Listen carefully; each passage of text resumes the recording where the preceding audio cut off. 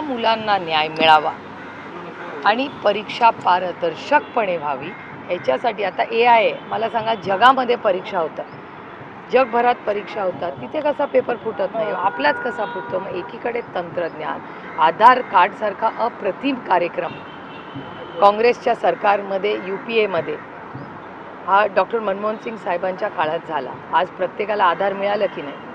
मग ते पारदर्शकपणे होऊ शकत. एक साधी नीटची परीक्षा हे सरकार नाही घेऊ शकत. आणि जो पेपर पडतो, आता बिल आणले, पण त्या बिलमध्ये मी तरी समाधानी नाही, राष्ट्रवादी नाही, इंडिया अलायन्स नाही. आणि हे तर सोडावं, राजकारण होत राहील. एक पालक म्हणून पण आम्ही कोणी समाधानी नाही, कारण का नुसती शिक्षा होऊन हा प्रश्न सुटत नाही ना. तुम्ही लिकेजेस बंद करायला पाहिजे, शिक्षा वाढ होईल. पुढे काय, अजून कोणीतरी लीक केलं परस्पर तंत्रज्ञानाचा चुकीचा वापर करून, तर त्याच्यावर प्रशासन कोणाचं असणार आहे? त्यामुळे मला विचाराल तर आम्ही खूप दुर्दैवी आहे की भारतामध्ये आज संसद भवनमध्ये, आणि आम्ही काय मागतोय, आम्ही एवढंच मानतोय की केंद्र सरकारने हा विषय गांभीर्याने घ्यावा आणि चर्चा करू ना. आता तुम्हाला आठवत असेल, बेलगामवर एवढा मोठा हल्ला झाला, ऑपरेशन सिंदूरच्या वेळी सगळे एक झाले की नाही देशाच्या हितासाठी? तर भारत सरकारने का नाही एक हात पुढे करावा आणि कॉन्फिडन्समध्ये घ्यावी विरोधी पक्षाला, आणि मिळून आपण पुढच्या पिढीचे प्रश्न सोडवण्यासाठीच संसद भवन आहे ना. तुम्हाला ह्यावेळेस म्हणजे पहिल्यांदा असं झालं की आम्ही संसदेत बसलो होतो आणि आवाज येत होते असा बॉम्ब हलका फुटल्यासारखा, तर आम्हाला कळे ना की अरे हे आवाज कसले येत आहेत. तेव्हा आमच्या लक्षात आलं की टेअर गॅसच्या नळकांड्यांचे जे आवाज होते ते संसद भवनच्या लॉबीमध्ये आम्हाला ऐकू होते. आणि मी माझ्या भाषणात बोलले, माझ्या किंवा बाकी कुणाचे सत्तेत असलेल्या ना मंत्र्यांच्या ना खासदारांच्या मुलांना काही काळजी का नाही वाटली, कारण का संसद भवनमध्ये सगळं बंद आहे.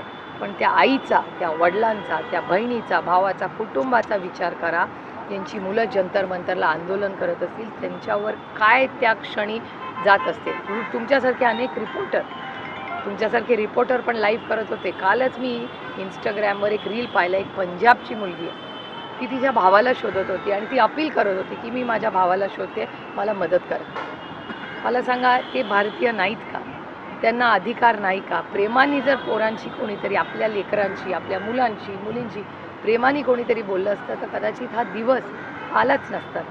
आपल्या मुलांवर आपण लाठीचार्ज करणं हे योग्य आहे? मला सांगा, हे दुर्दैव आहे आणि भारताच्या इतिहासातला हा एक मोठा टर्निंग पॉईंट आहे. आज केंद्रीय गृहमंत्री अमित शहा पुण्याच्या दौऱ्यावरती आहे. लोकमान्य टिळक पुरस्कार अजित डोवालांना दिला जातो, परंतु त्यांच्या स्वागताच्या बॅनरवरती त्यांचा उल्लेख चाणक्य असा मुरलीधर मोहोळांकडनं करण्यात आला आहे. छत्रपती शिवाजी महाराजांचे फोटोज बॅनरवरती लावले. ही लोकशाही आहे, प्रत्येकाला बोलायचा अधिकार आहे. पण तुम्ही बघा ना, आज पुणेकर, नुसती काँग्रेस पार्टी मी म्हणणार नाही, कारण का माझं प्रशांत जगतापांशी बोलणं झालं का, मी प्रशांत जगतापांना विचारलं की काय आंदोलन करताय.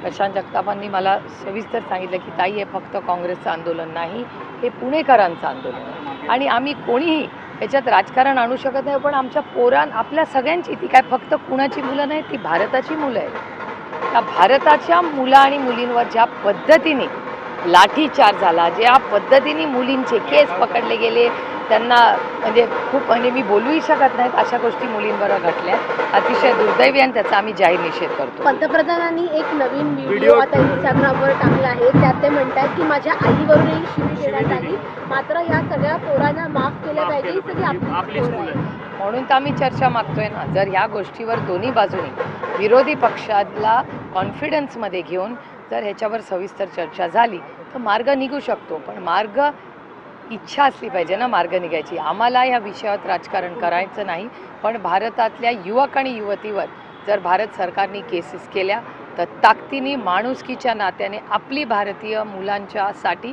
आम्ही ताकदीने लढणार. वेळ पडली तर आम्ही करू. आमच्याही संघटनेमध्ये खूप एक वेगळा लीगल सेल आहे, राष्ट्रवादी काँग्रेस म्हणून नाही, पण भारताचे नागरिक म्हणून आमची सगळी लीगल टीम ह्या प्रत्येक मुला आणि मुलीबरोबर ताकदीने उभी राहील. विद्यार्थ्यांवर जो लाठीचार्ज करण्यात आला त्याची चौकशी झालीच पाहिजे असं सुप्रिया सुळेंनी म्हटलेलं आहे. अश्रुधुरांच्या नळकांड्यांचे आवाज मला संसद भवनात सुद्धा ऐकायला येत होते, अशी प्रतिक्रिया त्यांनी दिली आहे. सध्याची तरुण पिढी अस्वस्थ ही चिंतेची बाब असल्याचं खासदार सुप्रिया सुळे यांनी माध्यमांशी बोलताना म्हटलेलं आहे.